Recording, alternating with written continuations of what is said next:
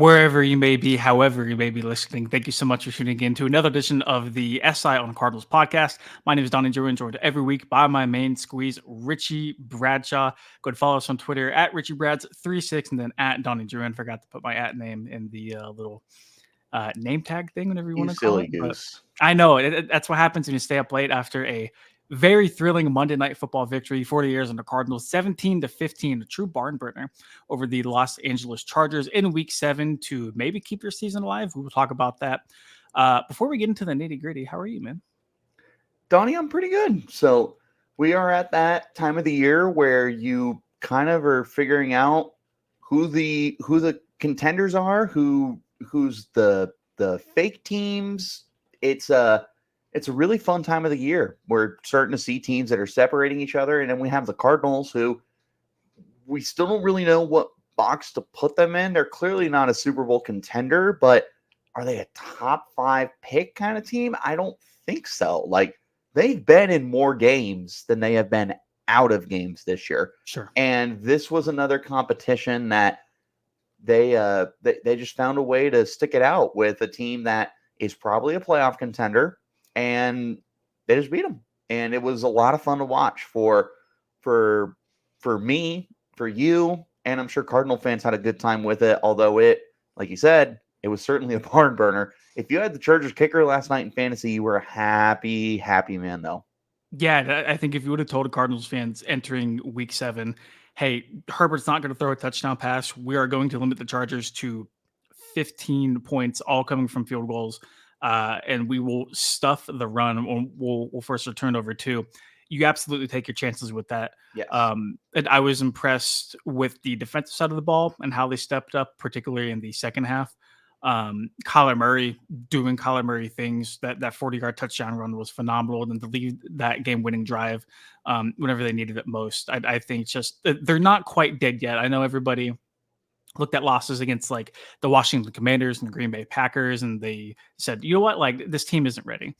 Maybe not yet. Maybe we need to pump the brakes on those talks. We'll talk about that here shortly. But before we do get into a little bit more of the Chargers game, we did get some really bad news. Again, Dennis Gardeck tore his ACL last night, according to NFL insider Mike Garofalo. He left. I don't remember exactly when, but he left with a knee injury.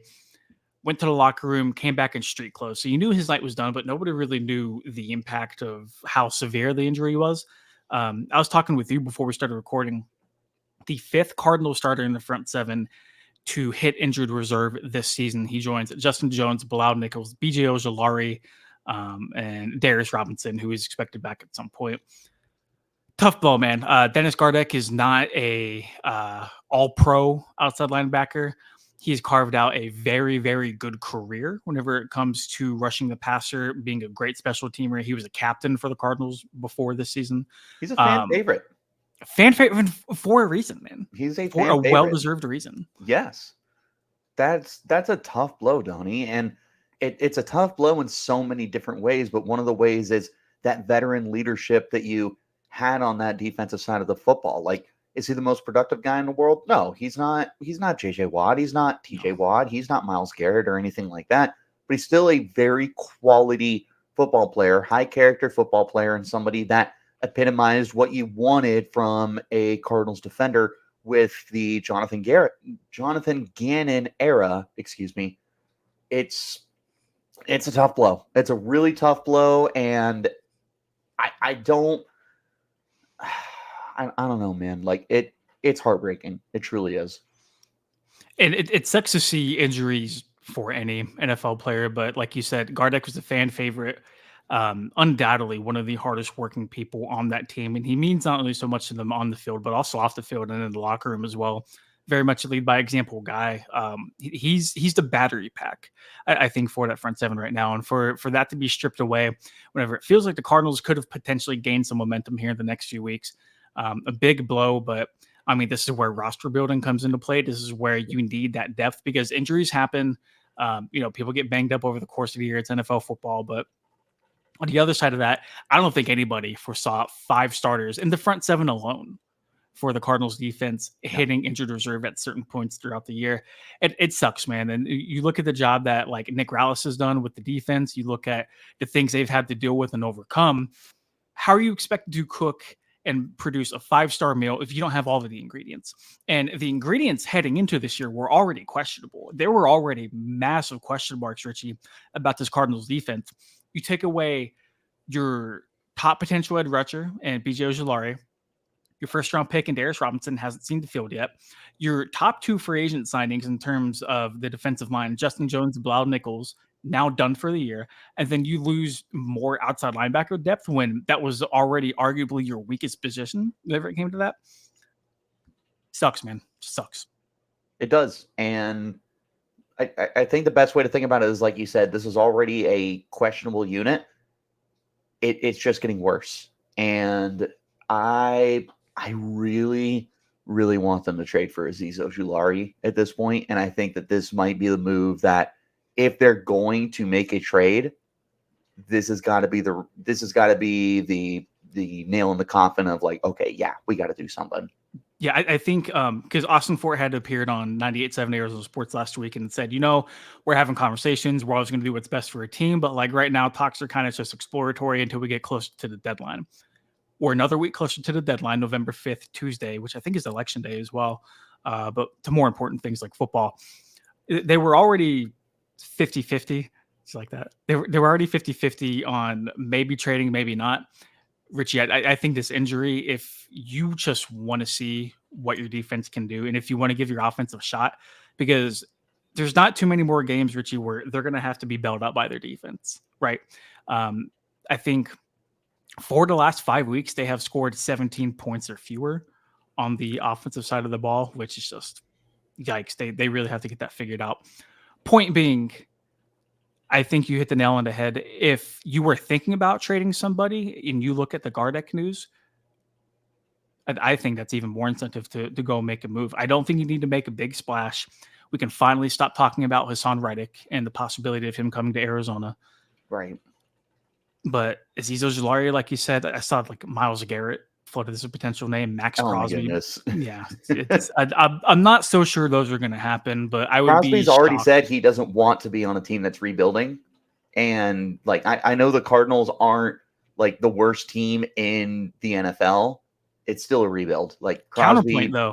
Counterpoint. Hit me. I think it's fair to say the Cardinals' trajectory towards the future is a little bit more clear than the Raiders. Yes. Nope. Absolutely would agree with you. So, prayers to Gardeck, prayers to him and his family. Tough loss for him and the Cardinals. But the Cardinals did not lose on Monday night. And heading into the week, Richie, you're sitting at 2-4. Teams who dropped to 2-5, I think out of like the 300 or so of them, according to NFL research, like 10 of them have made the postseason. Basically, it's a death sentence. If you start at 2-5, you really got to have some things fall your way to make the playoffs. And not that the Cardinals were ever supposed to make the playoffs this year, but certainly as an Arizona fan, you want to see that. It was a big week. And after the win, after they clawed it out, you heard multiple guys talk about, hey, like, there's no such thing as must-win games in October, but this was the closest thing you're going to get to it because we could not let ourselves drop to 2-5. And I think it's only 1-1 difference, Richie, but 3-4 is night and day better than 2-5, just when looking at the records. Well, and you look at the way that the Cardinals are playing football games too. They are how do me and you describe them going into the year?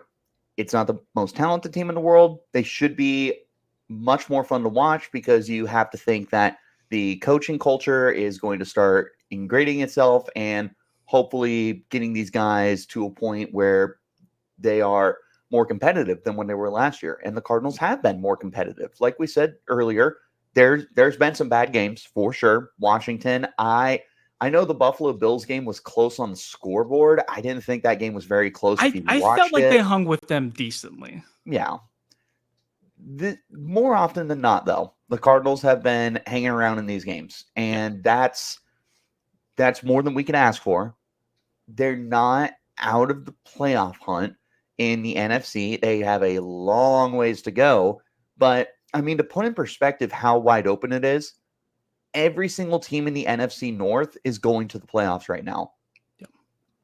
That to me tells me there is no serious depth across the rest of the league. Like, you pretty much know who your division winners are at this point. Cardinals are 2-0 in the NFC West, man. They're game behind first in the NFC West, man. We'll see. We will see. I don't know. I'm just saying.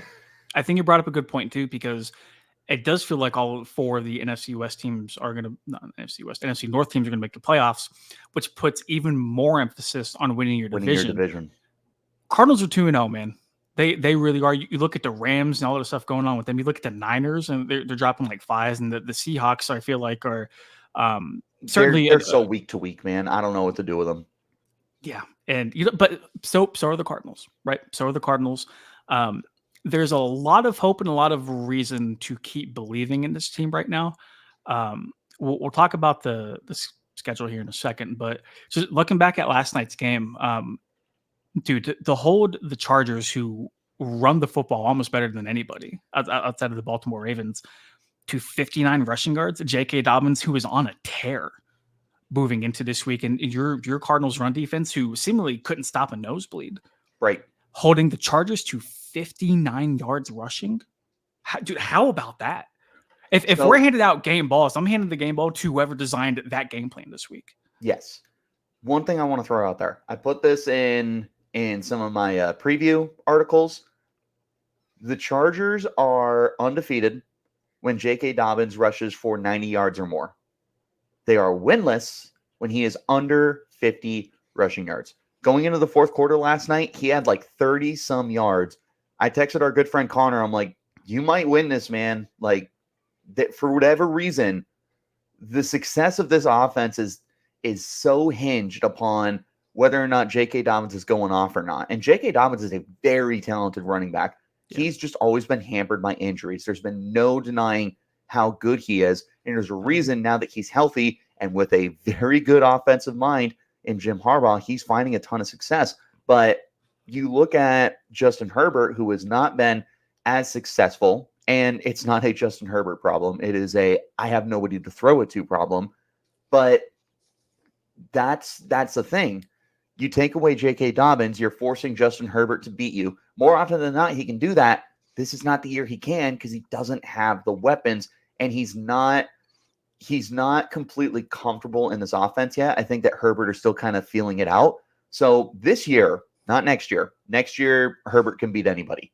This year, you force Herbert to beat you, you have a chance to win this game. The Cardinals put them in that situation. And, I mean, outside of Will Dissly, I thought they did a pretty good job against the passing game as well. I know they gave up 349 yards. That was on 27 completions. That's high volume. So, yeah, whoever came up with the game plan, I don't know if it was Gannon or Rallis or anybody else on the staff, great execution defensively to be able to completely eliminate a run game. Held them under 3 yards a carry, Donnie Drummond. Yep. It was terrific. It was absolutely terrific the way that these guys were able to step up. What did you hear all week moving into this game, Richie? You heard the Chargers are what the Cardinals want to be. They had one of the top defensive units in the league. They run the football almost better than anybody. Their time of possession, dude, they held the ball for almost 40 minutes against their win over the Broncos before entering Monday Night Football. Yeah, that's a long ass time, man. That's almost 2/3 of the entire game. They had the ball. That is exactly what the Cardinals want themselves to be. And you look at this game, Richie, 180 yards rushing. James Conner over the century mark, 5 yards per carry for him. You have Kyler Murray getting it done. Granted, a lot of his rushing yards didn't come off of scripted runs. It came from the play breaking down. But still, nonetheless, I think that's why you saw Kyler Murray is so electric, and the ceiling of what he can be as a passer in this league certainly is complemented by what he can do on the ground. And Kyler didn't have the best passing performance. I mean, what, like 54% completion percentage? Like, that's not getting it done. Only 145 yards through the air. That pick on the first drive to the defensive lineman kind of sucked. But I mean, even talk about that, man. Like, how about James Conner getting back and punching that ball out? How about Michael Wilson trailing back and recovering on that ball? They didn't do anything on that next drive, but those were point-saving plays that ended up helping them win the game. They sure were. And we got to talk about James Conner as an all-timer for the Cardinals at this point. I know he's only been here 4 years, but my goodness, the impact that he has had on the Cardinals in those 4 years. I don't know if he's a free agent next year. He is. Yeah, sign him. I Yeah. I know that not Clayton Tune, Trey Trey Benson. Benson is the future of this backfield. Until James Conner seriously shows me signs that he's slowing down, I don't see any reason to let him go. And last night was another example of how good he is. He was just chunk play after chunk play after chunk play. He was so big on that final drive to put the Chargers away after the Chargers had a 9-10 minute drive going from Yeah, the dude, 1 yard line. Like, the dude, Chargers got the ball back at their 1 yard line, and yep, they took over with over 10 minutes left in the fourth quarter, and they yep. kicked the ball off with 1:58 left. Dude, it was disgusting. Like, you're sitting there and you were like, this is how we lose. This Yep. is how we lose. We can't get off the field.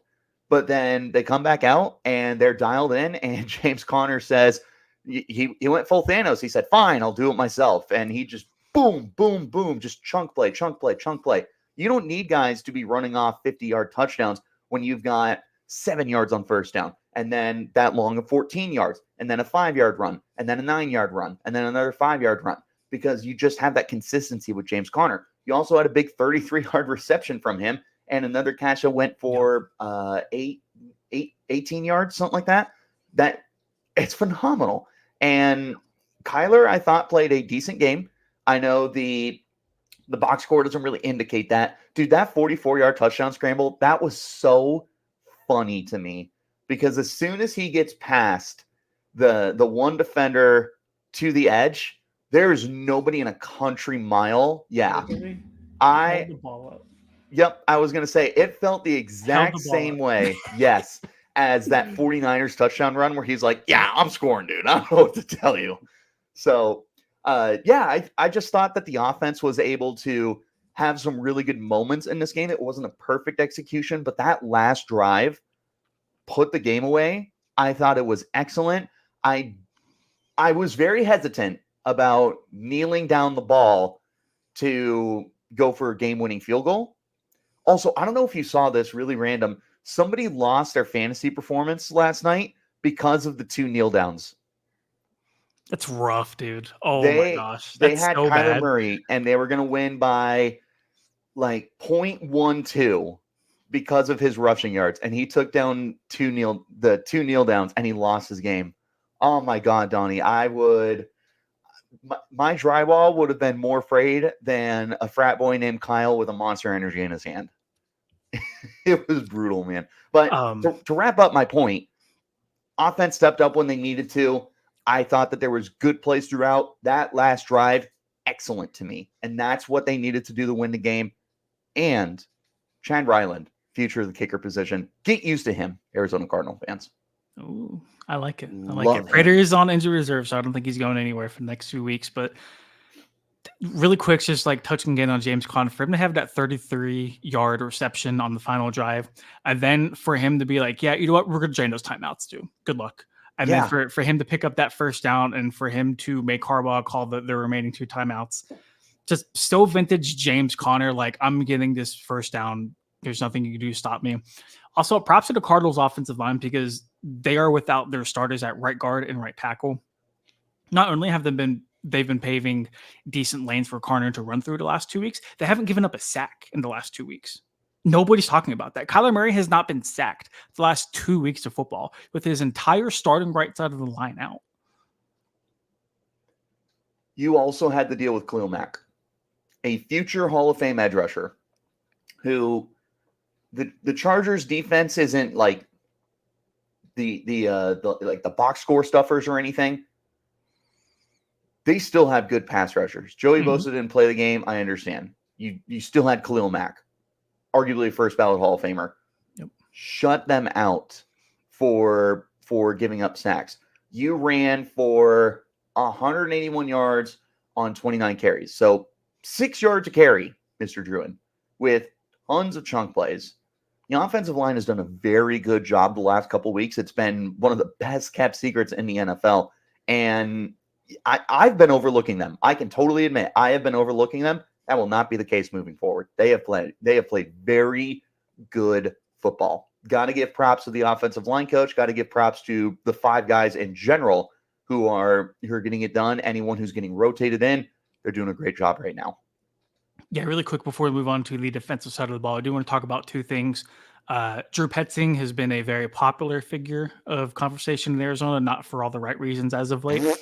I don't think last night helped. The 2 Clayton Tune tush pushes back to back when you have a very hot hand in James Conner, I think drew a lot of criticism. Marvin Harrison Jr., man. Is he a bust, and how does he affect LeBron's legacy? Next on First Take.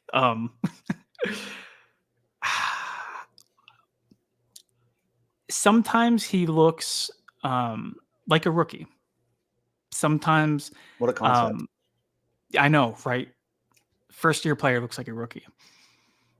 I think when you have so many expectations for you to come and transform the offense overnight, and you're not putting up these crazy numbers, there's going to be a lot of eyes and a lot of criticism on you. I think Marvin himself is fine. I do wish he would come down with a few more of the catches that he's been fed. I think they're not doing a good job of getting him the ball consistently throughout the 4 quarters, and I think that's been a weekly issue with them. Kyler can't seem to find him on big plays down the field. I think that'll come.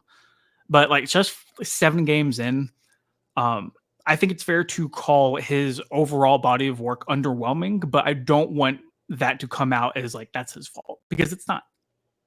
It's not.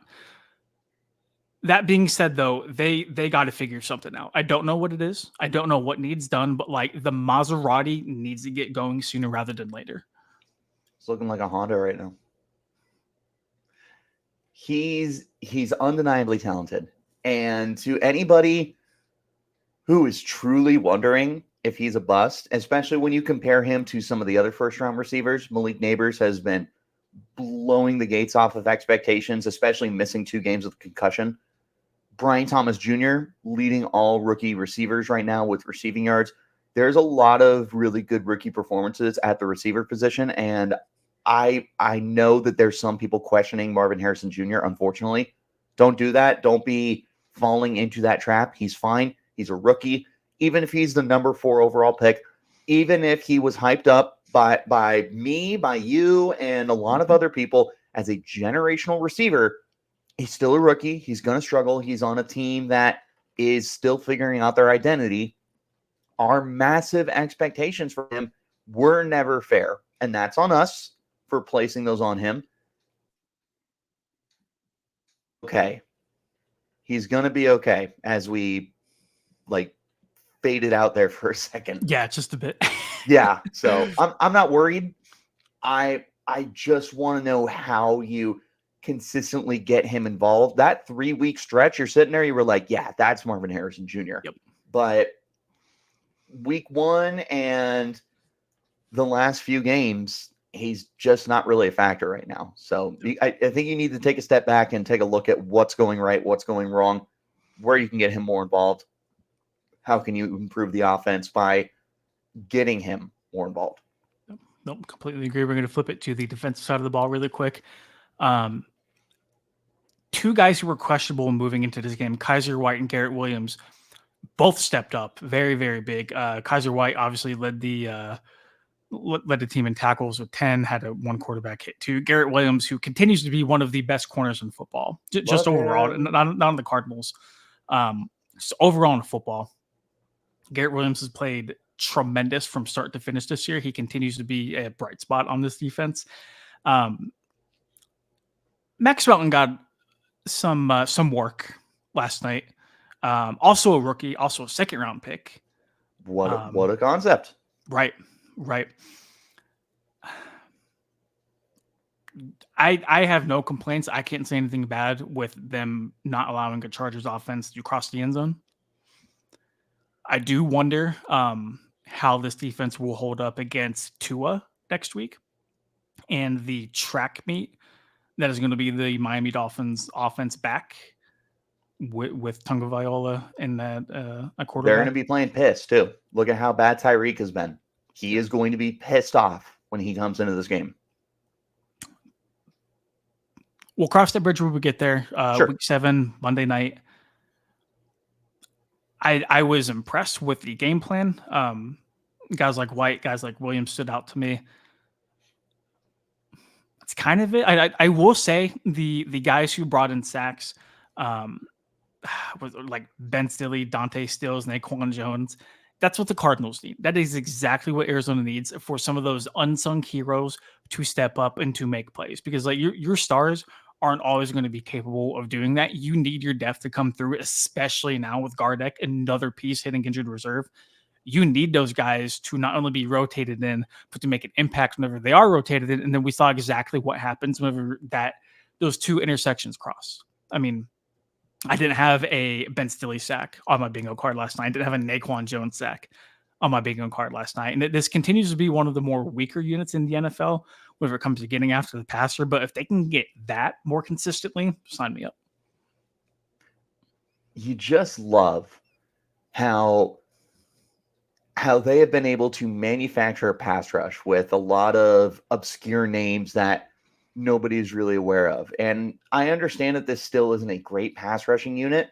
There was a lot of questions as to how many sacks they would get. They still have 14 through 7 games. It's 2 sacks a game. That's not the worst thing in the world. If you told me going into this year that the Cardinals were going to end up having about 32 sacks by the end of the season, 34 sacks, whatever, I would have laughed in your face because I would have thought they were going to struggle to get 15 sacks.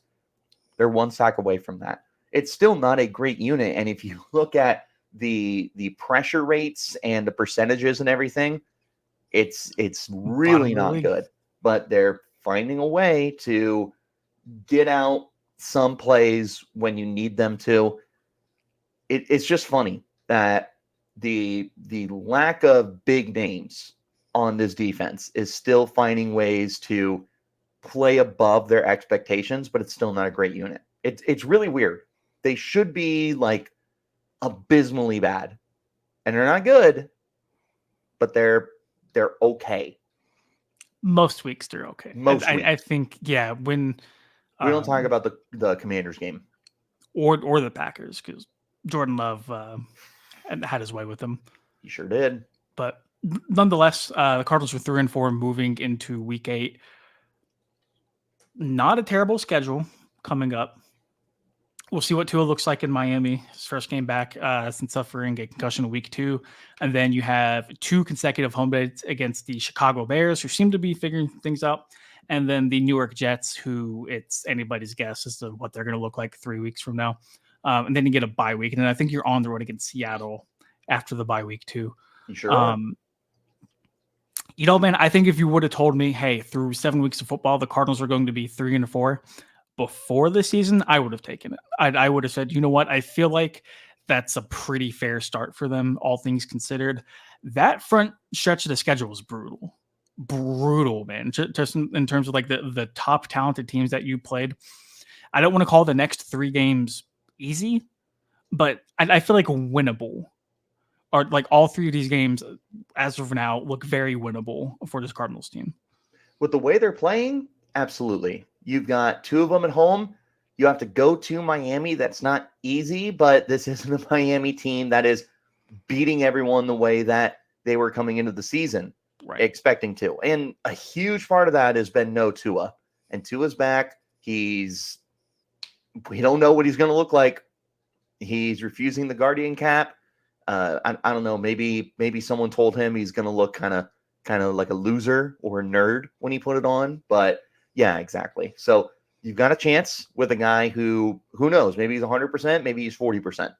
That there's weapons on that offense. That's a beatable defense.